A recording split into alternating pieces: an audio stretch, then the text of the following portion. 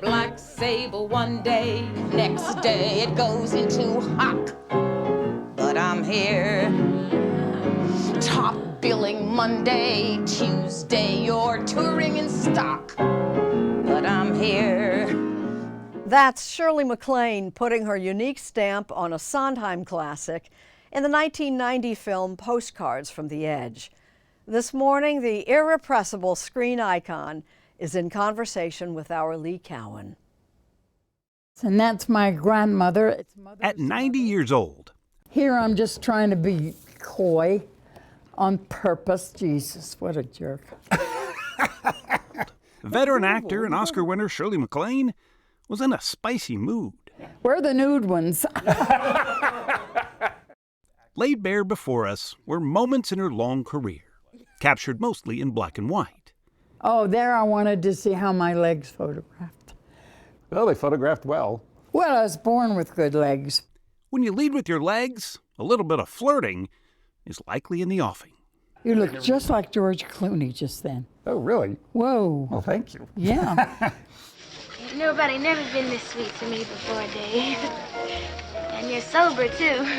Practically. Sure. Shirley MacLaine always had a seductive spark. Watch your step. And watch your hands, Mr. Kirkby. A pixie-haired triple threat. If they could see me now, alone with Mr. V. Singer, dancer, and actor. Electric eels, I might add, do it, though it shocks them, I know. She could turn just about every well-known head in Hollywood, and then some. Dean Martin was the funniest person I ever met.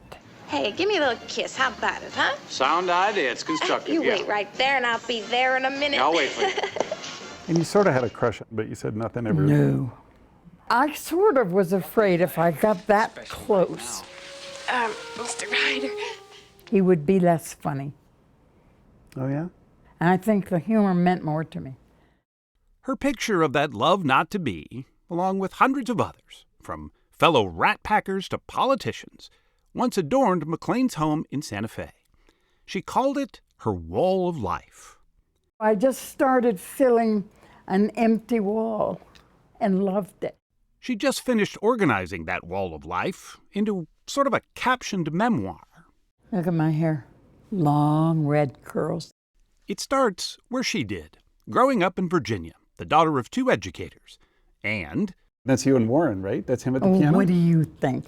Yep, the older sister of would-be actor and Oscar-winning director, Warren Beatty. He was a little baby pup. And I took care of him and watched out for him. While Warren Beatty waited until college to go into acting, Shirley changed her last name to her middle name and danced her way to New York even before graduating from high school. They were my teachers, my beloved teachers. She credits everything to those two teachers, who offered a bit of prophetic advice. I remember the day they sat me down and told me I have too much expression in my dancing. I might want to think about acting. As the story goes, MacLaine was cast as the understudy in the original Broadway production of The Pajama Game.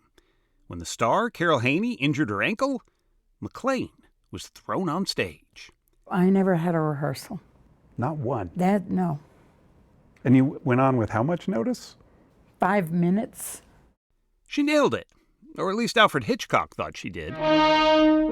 He cast her in his next film. What did I tell you, Mommy? Touch it, Arnie. It was her first film. She'd have lunch with Hitchcock almost every day. I had these huge Hitchcockian meals. And makeup and hair came to me and said, look, you're going to gain weight. And I did. I gained 25 pounds. She says producer Hal Wallace had an appetite for her talent too, and maybe a bit more. As she remembers it, he greeted her at that famous gate on the Paramount lot on her very first day. He walked out of his office and then walked toward my car. I rolled down the window. He leaned in and put his tongue down my throat. He later gave her a sports car, but not an apology. What a jerk. MacLaine was newly married at the time, the only man she ever married, businessman Steve Parker. Love of my life. They soon had a daughter. Isn't she adorable? It really is. Sashi Parker. We're in Hong Kong, I think. Her parents had a famously open marriage. MacLaine spent most of her time in New York and Hollywood, while Parker and their daughter lived mostly in Japan. You were sort of an unconventional mom. Yeah. And an unconventional wife, too, I guess, yeah? Yes. Her past affairs, if you can call them that, were hardly secret. She's been pretty open about almost all of them. I don't think I was that attractive. You really don't? No. So for a while, I think, oh God, I'm not sexy, attractive. But then I have my relationships, and they do think so. And she was just as open about those she'd never been with. Feet controlling the universe. Like Jack Nicholson. I'm not enjoying this. Oh, wasn't that great? It was amazing.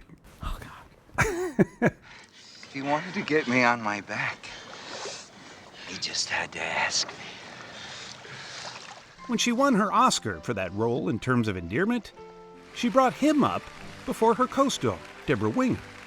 I have wanted to work with the comic chemistry of Jack Nicholson since his chicken salad sandwich scene in Easy Pieces. Nicholson couldn't keep a straight face. And to have him in bed with such middle-aged joy. She never stopped inhabiting memorable characters. I'm not crazy, Malin. I've just been in a very bad mood for 40 years. She found roles that suited her and her age. Remember my 17th birthday party when you lifted your skirt up in front of all those people? did not lift including my that guy skirt. Michael. It twirled up! She was in her late 70s when she joined the cast of Downton Abbey. Have we met? No, I read about you in the American newspapers. Gossip, really nothing to worry about.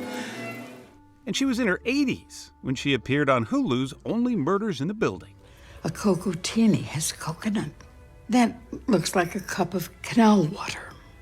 For someone who famously claims to have lived several past lives, photos of her current life sure make it look spectacular. No wonder she believes people have come back from the beyond to talk with her about it. Like Cecil B. DeMille. He died almost 40 years before MacLaine received the Lifetime Achievement Award that was named after him. I'm going to take this award home, and of course I will be speaking directly to Mr. DeMille later. MacLaine still lives in Santa I Fe. think so. She fits here. I love the old antique, it's still here feeling. Reminds me of myself. She's well aware time is running out to satisfy all her curiosities.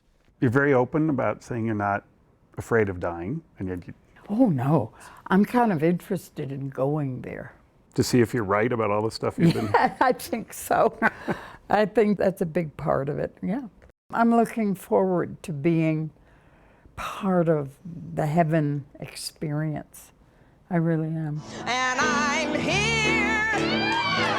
But for now, at least, Shirley MacLaine isn't going anywhere. I'm still